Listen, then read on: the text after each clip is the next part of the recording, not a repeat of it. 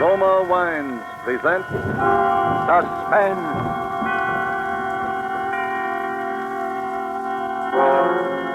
Roma Wines, made in California for enjoyment throughout the world. Salud. Your health, senor. Roma Wines toast the world. The wine for your table is Roma Wine, made in California for enjoyment throughout the world.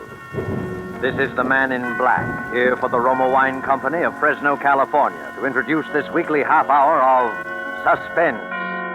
Tonight from Hollywood, Roma Wines bring you a star, the actor whose recent portrayals in Lost Angel and See Here, Private Hargrove have been so much admired, Mr. Keenan Wynn. And so with the remarkable events of which Joe Eisinger has written in his novel, The Walls Came Tumbling Down, and with the performance of Keenan Wynn as the Society chit-chat columnist who signs himself Darcy, we again hope to keep you in suspense.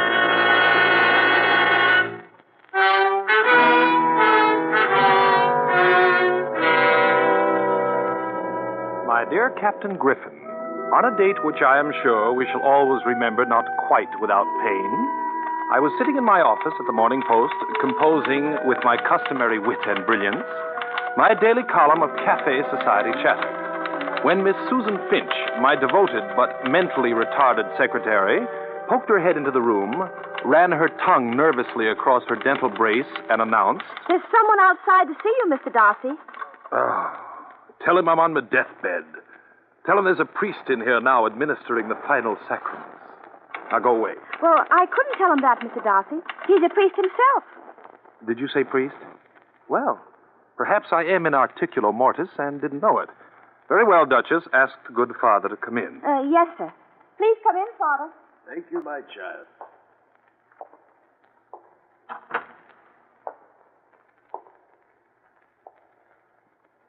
You are Mr. Darcy? I am Darcy. What can I do for you, Father? My, you've changed. Yes, it's been so many years. No, we've met before. St. Francis's parochial school. And your name was Patrick O'Donnell. And I... Father Walsh. Oh, but of course. Well, I'm so glad to see you again. So very glad. Patrick, I know you're a very busy man, but I don't know where else to turn. It was 3 nights ago, late in the evening, when he first came to see me. Who? Well, a man I'd never seen or heard of. He demanded that I give him the Bibles. What Bibles? I don't know. And when I asked, he smiled as though it were a game and said, the Bibles marked E.B. I feared the poor man might be deranged, and I suggested that perhaps he'd better come again in the morning. He rose from his chair in anger, saying he would give me 3 days to help him find the Bibles. No, not the Bibles. That I would help him find the walls of Jericho, or else I would regret it. Did you say the walls of Jericho? For the past 2 nights, he's been loitering outside the gates of the churchyard, as though watching to see who my visitors are. You say he came to see you 3 days ago and gave you 3 days in which to... Yes. Well, now, what did the police say? I haven't reported this to the police. I can't go to them. I've been warned not to. By this madman? No, by my bishop. You see, when I told him about it, he refused to credit it, said it was a figment of my imagination, and warned me not to speak such nonsense again. I see. Father, I'm sure you've nothing to fear. You don't believe me either, Oh, of course I believe you. Now, please let me visit you tonight, Father. We'll talk further about this. There are many things I'd like to talk to you about, as we did years ago. Yes, years ago. Very well, my son. I'll expect you at 8. You will come, won't you? Only death could keep me away.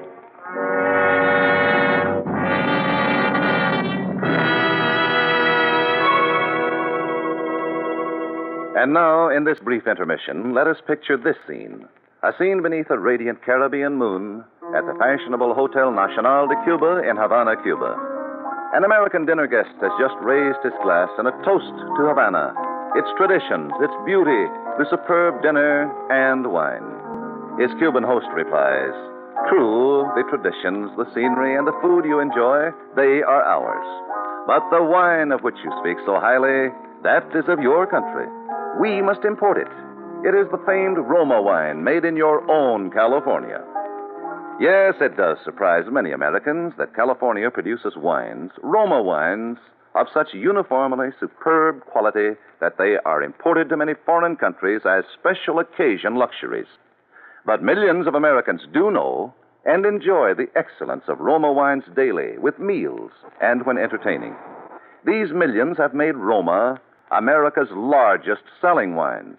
They know, too, that Roma wines are amazingly inexpensive for wines of such distinguished character. That's because here in America, you pay no high import duty, no expensive shipping charges.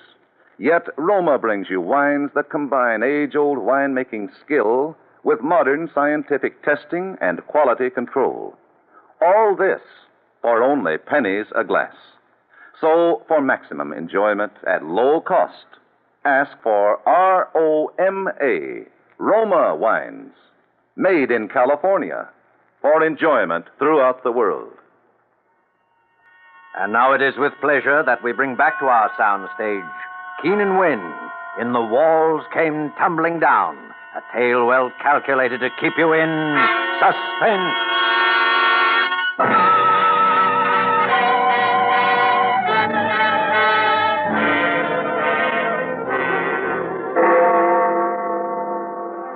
And so, my dear Captain Griffin, with a punctuality I had not exhibited in years, on the stroke of 8, I found myself standing before the high iron gates of St. Francis Churchyard. I must admit that Father Walsh had intrigued me with his fantasia of a man seeking the walls of Jericho.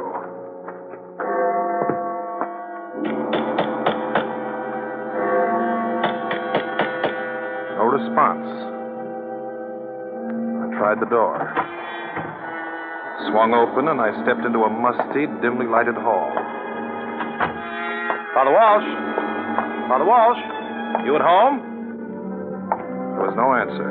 I crossed to the door of the study and threw it open.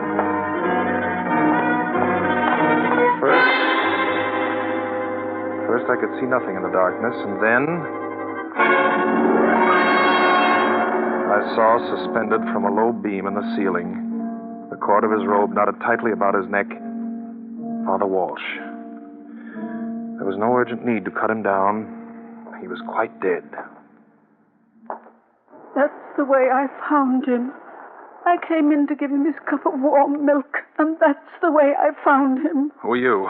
I'm his sister, Catherine Walsh. My brother, he never would have committed that sin. But who? Have you called the police? Yes, Aren't you from the police? No. I was his friend. You're Darcy? Yes. Now tell me what you know about the Bibles before the police get here. This afternoon, after he saw you, a woman telephoned. He talked to her for a long time, and when he hung up, he said he remembered now about the Bibles. 40 years ago, he took care of a sick vagrant. The poor man died and left to my brother 2 Bibles. A bum left Father Walsh 2 Bibles 40 years ago. Well, do you know where they are? Yes. One is now packed away upstairs in the attic, and the other is... That must be the police. Now, don't say anything about the Bibles. I'm asking you to trust me. Call me tomorrow at my office. I'll let them in. Oh, come right... Oh. Father Walsh is expecting me. Well, come in. Who are you? My name is Patricia Behrens, and is something wrong? Why should anything be wrong? I don't know. It's just that... Well, I had an appointment with Father Walsh, and When did you make this appointment? early this evening on the telephone. I'm afraid I'm a little late. Indeed you are. Father Walsh is dead. Dead? Oh, but he can't be. Why not? But I've been searching for him for so long, and now... Are you sure that you were looking for Father Walsh, or was it the walls of Jericho?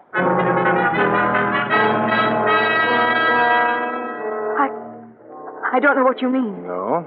If Ernst did any talking about... Well, he had no right to. Ernst? Ernst who? Now, look, my sweet. You'd better tell me what you do know, because Father Walsh didn't just die quietly with a smile on his lips. Father Walsh was murdered. Murdered? Look, you've got to trust me. Well, I'll hate myself for this in the morning, but okay. Let's get out of here.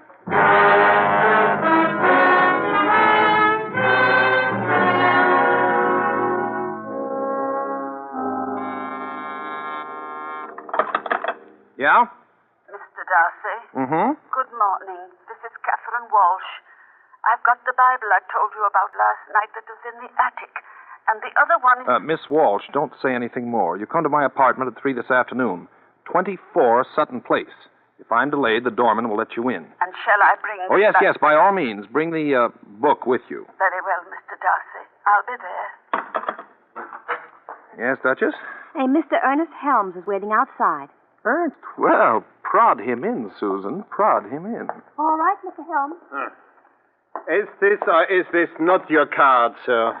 My name is on it. Uh-huh. Then it is your card. My name is Darcy. I'm the columnist for the Post. What can I do for you? Please. My name is Ernst Helms. I deal in rare books. I've been commissioned by a client to find 2 Bibles for a certain collection. You can trust me, sir. I'm experienced. I'm reliable. I am discreet. Yeah, that is how I am. Well, very well. And you want me to help you find the Bibles? No, Mr. Darcy, no, not quite. I want to buy them from you. Oh, well, then you've come to the wrong man. I'm not a book dealer. I'm a newspaper man. I might be able to help you find something. And what is your fee? How much cash do you have with you?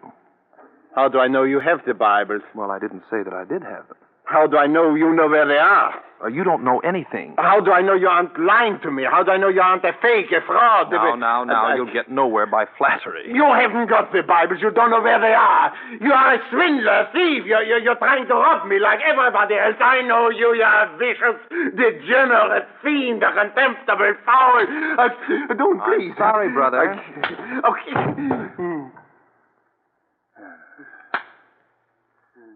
Now. Hey, what happened? Oh, just a little thing. Have you got some water there? Now, wait outside, Susan. What? Oh, you're all right now. Mr. Darcy? Yes, you're fine now. I'm Ernst Helms, please. I come from Prague. Well, how do you do? My shirt, it's all... What happened? Oh, nothing.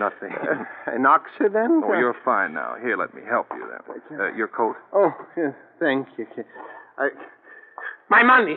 Where's my money? On my desk. You'll leave it there if you want the Bibles. The Bible's marked E.B. Yes.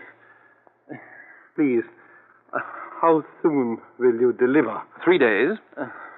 Please, I can trust you. Please. Well, that isn't the point. As long as I have your money, Mr. Helms, I think I can trust you. Good day, Flat Top.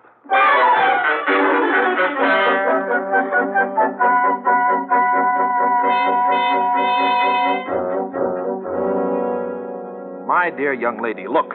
I arrive here punctually for my appointment with Mr. Serko Hodakis for 2:30.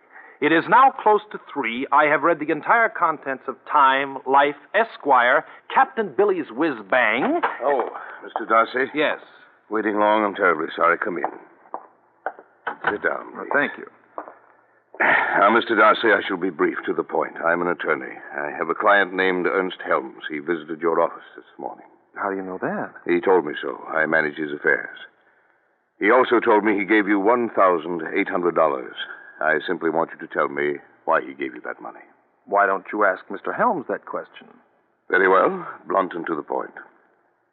My client has paid out large sums of money to swindlers, yes, trying to locate certain books. It is my duty to see that he is now protected. Well, Mr. Helms paid me that money for a book which I gave him. What kind of a book? A Bible. You gave to Mr. Helms a Bible? Yes. Good Lord, a Bible for $800? And I suppose Helms knew what he was doing. I'm going to wash my hands of him one of these days. You're telling the truth, Mr. Darcy. You really gave him this Bible. I'm a liar if I didn't.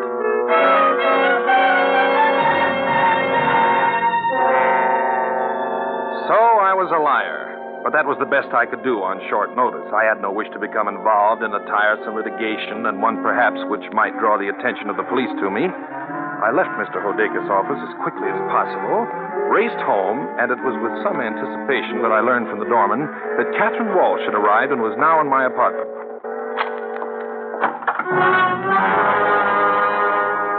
Come I'm right in, Darcy. In time for tea. Well, well, Captain Griffin, Detective Lucas, and if my memory does not fail me, and unfortunately it does not, Detective Regan. Are you gentlemen waiting for a fourth for bridge? We've got our fourth. In the other room, Darcy. I took 3 small, reluctant steps into the darkened room. I was lying on the floor on the other side of my bed near the small table on which my telephone stood. It was the frail body of Catherine Walsh. Well, Darcy? Griffin, I find this very embarrassing. Yeah, I know just how you feel. But right now, Darcy, you must make an effort to tell me the whole story. And believe me, my friend, it better be good.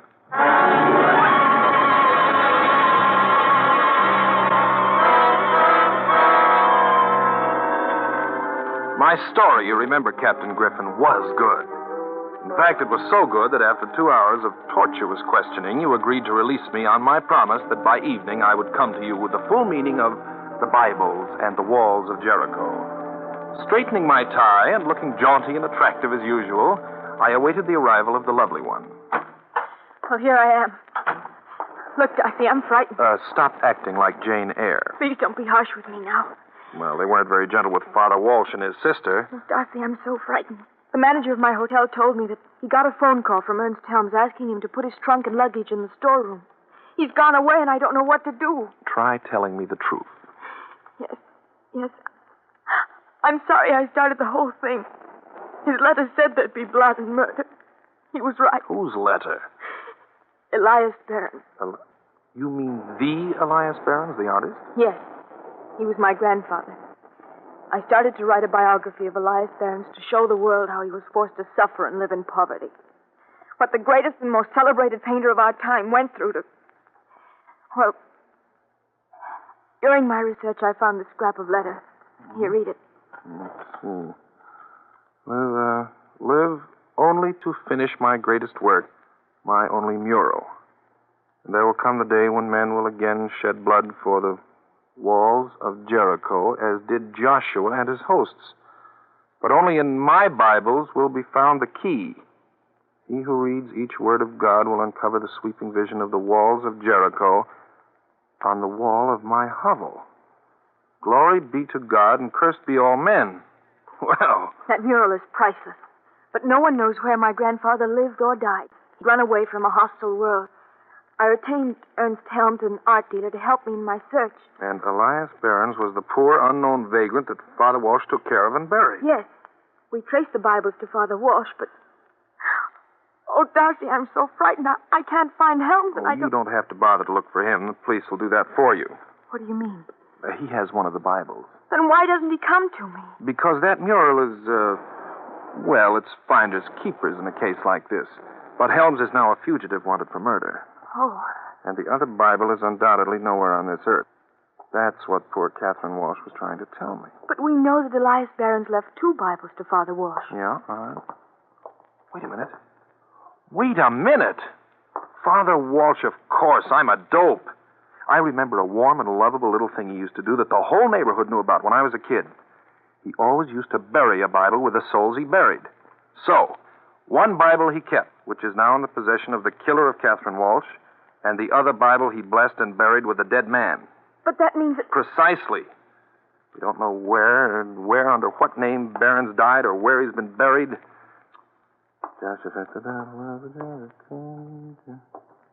Joshua. Give me that. Give me that. Now, let's see.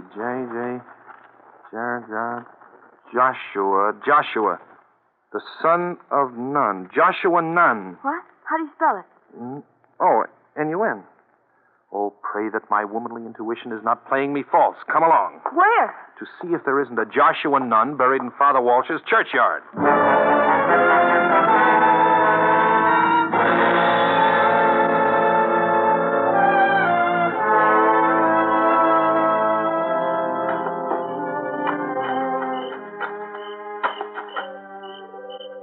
Oh, Darcy, we shouldn't be doing this. Why not? The cross says Joshua Nun.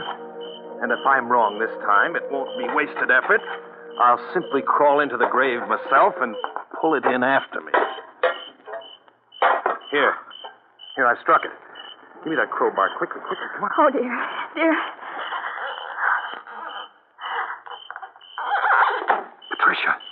Bible.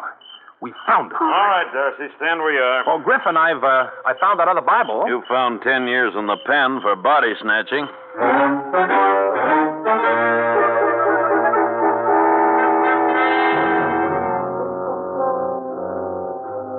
Well, Captain Griffin, this time, as you must remember, my story was even better. And you agreed that now, with one Bible in our possession, we might succeed in smoking out the killer who had the other Bible. The entire story of Elias Behrens and his walls of Jericho broke into the press, and a veritable epidemic of wall scraping struck the city. It was on the 5th day that a phone call from Serko Hodekas asked me to see him at once on a matter of great importance. Yes, Mr. Darcy. Helms called me twice. I tried to trace the calls, but it was impossible. All he would say is that he didn't kill anybody, but that he had the other Bible. How'd he get it? And he wouldn't explain. He said he's sending it to me so that you could find the mural. But the condition is that, as his attorney, I protect his interest in the sale of the mural. He has a right to that, even though he is a fugitive. Do you agree? I agree. Good.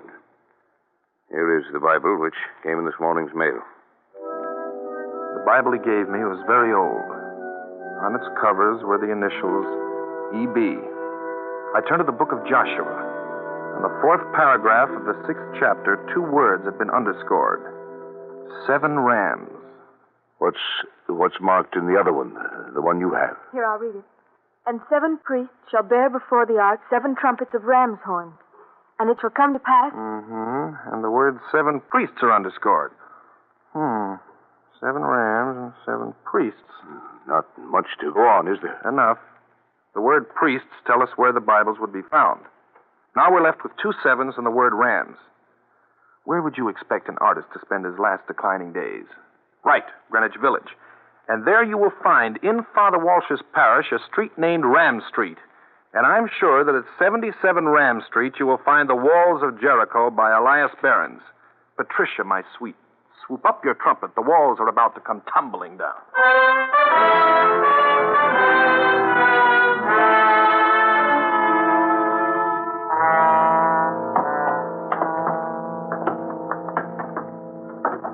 Yeah, this is where the crazy old coot used to live.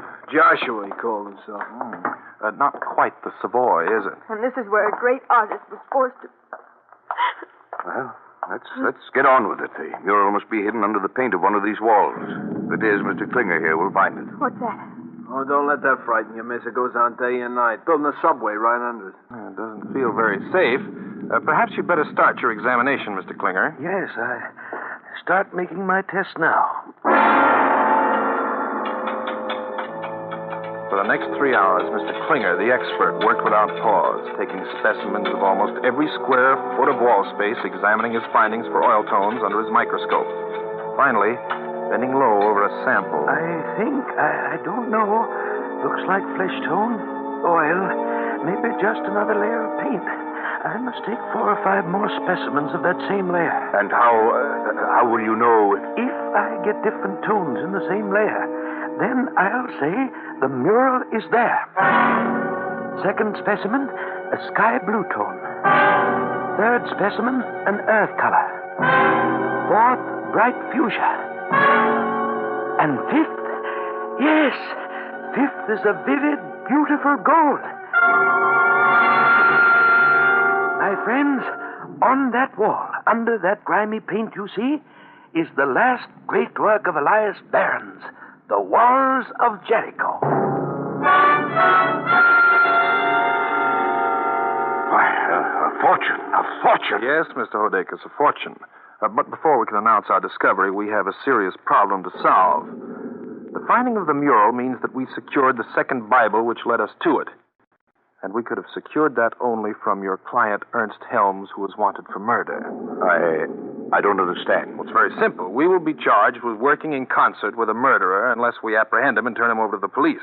Yes, but I don't see how we... Well, I have a plan. Patricia, you will leave at once for Chicago.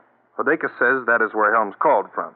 You will take all of the Helms luggage, which is now in the storeroom of the Hotel Bolton, including his large trunk. But see here, why must you take the... Because I feel very strongly that Helms will suddenly appear if we move that trunk. Hey, I think we better get out of here. Yeah, let's go. No, we don't. Darcy, he's got a gun. So you know? Yes. Well, Yes. I knew when I learned from my secretary that she told you when you called me that Catherine Walsh was coming to my apartment with a book. And you kept me waiting in your office while you went there and killed her for the Bible you finally turned over to me. and you decided to force my hand. Find the mural. Precisely, Mr. Hidakis.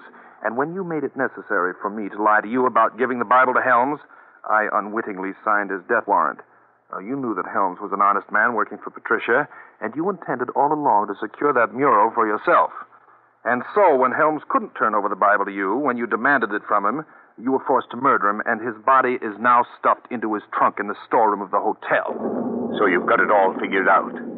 Well, figure this one out. Darcy, look out!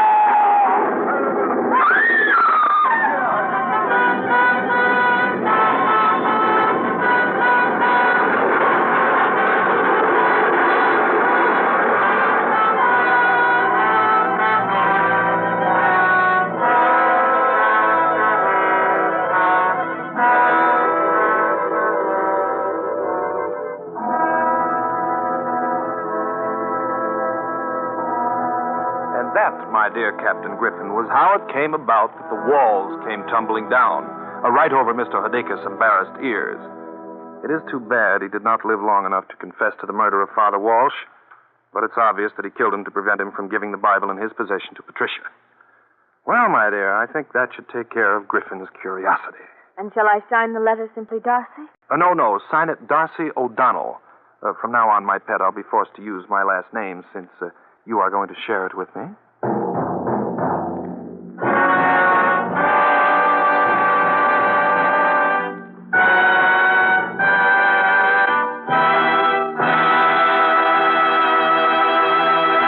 And so closes The Walls Came Tumbling Down, starring Keenan Wynn. Tonight's tale of Suspense. Suspense is produced and directed by William Spear. Have you discovered, as thousands have, how much Roma wines add to the enjoyment of your meals?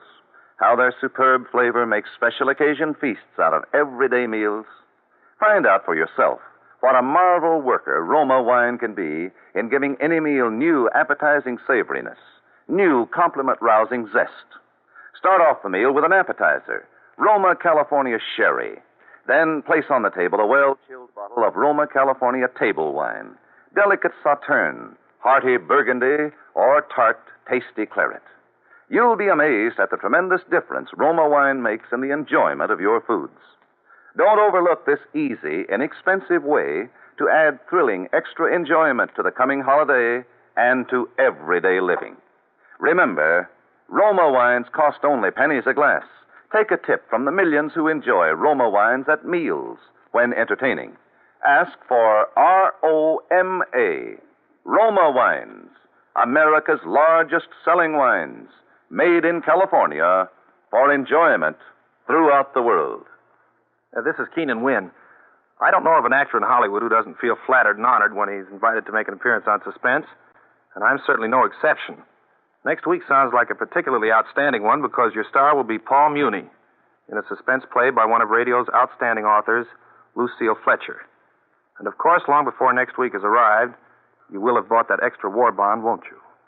Keenan Wynn appeared through the courtesy of Metro-Goldwyn-Mayer, whom Roma Wine salutes this week on the occasion of their completion of 20 years of motion picture leadership. Next Thursday, same time, you will hear Paul Muni, a star of Suspense. Presented by Roma Wines, R-O-M-A, made in California for enjoyment throughout the world.